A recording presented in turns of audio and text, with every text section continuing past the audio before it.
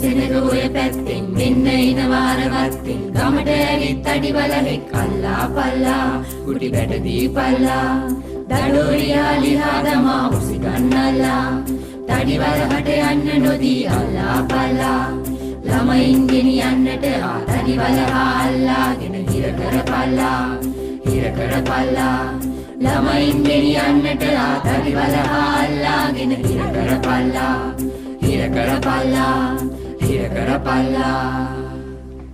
අනේ බලස්සාලහමිට කරදර කරන්න එපා. අනේ සීයේ එයා නරක කෙනෙක් නෙමෙයි.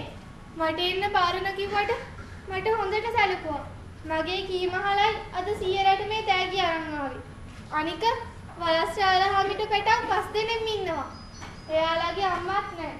දැන් බලස්සාලහමි පරක් වුණා එයාලට කවුරුත් නැහැ. වලස්සාලහමිට ගොඩාක් කරදර තිබුණා. මං හිතපු එක එයාට ලොකු උදව්වක් වුණා. ඒත් වලස්සාලහමි මට හැමදාම මෙහි ඉන්න බෑනේ. මගේ අම්මා තාත්තා මං ගමේ ගිහිල්ලා එනකම් බලන් ඉන්නවා. මං මෙහෙම බයක් හිතුවේ ඒ නිසායි. වලස්සාලහමිට බොහෝම කරදර තිබුණ බව ඇත්තයි. ඒත් ඉතින් තමන්ගේ ලේසියට අනුන්ට හිරිහැර කරන එක වැරදීනේ. මට තේරෙනවා රාලහාමි. මගේ වැරද්ද මම පිළිගන්නවා. මට සමා වෙන්න. මාෂා කොච්චර හොඳ ළමෙක්ද. මං එයාව හිර කරන් හිටියත් එයා මා එක්ක තරහ ගත්තේ නැහැ. මා ගැන අනුකම්පා කළා. මගේ අම්මත් නැති අහිංසක දරු පැටවු ටිකට හොඳ නරක කියලා දුන්නා. පිළිවෙලට ඉන්නේ ගැනු.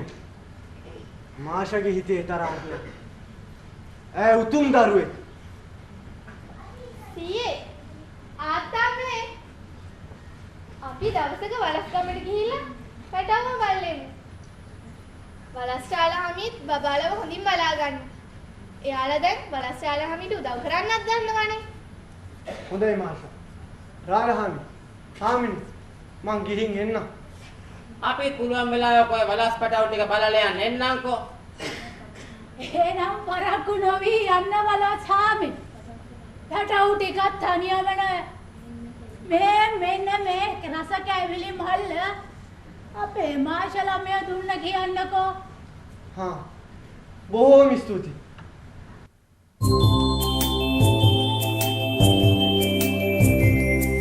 ඊලෙසයි කතන්දරේ මාෂා ගෙදරට ආවේ ඉවසීමෙන් හොඳ නුවණින් ඇය කරදර ජයගත්තේ. පුංචි පාපිපේ ලෝම සුවඳ වේ පුංචි සිප්පිපේ ලෝම එළිය වේ පුංචි මාල්පිපේ ලෝම සුවඳ වේ පුංචි සිප්පිපේ ලෝම එළිය වේ. ඉඳගුණ ඇති හොඳ දරුවෝ ලෝම දිනු සුළු වෙලු මෙත් සිත් ඇති පොඩි දරුවෝ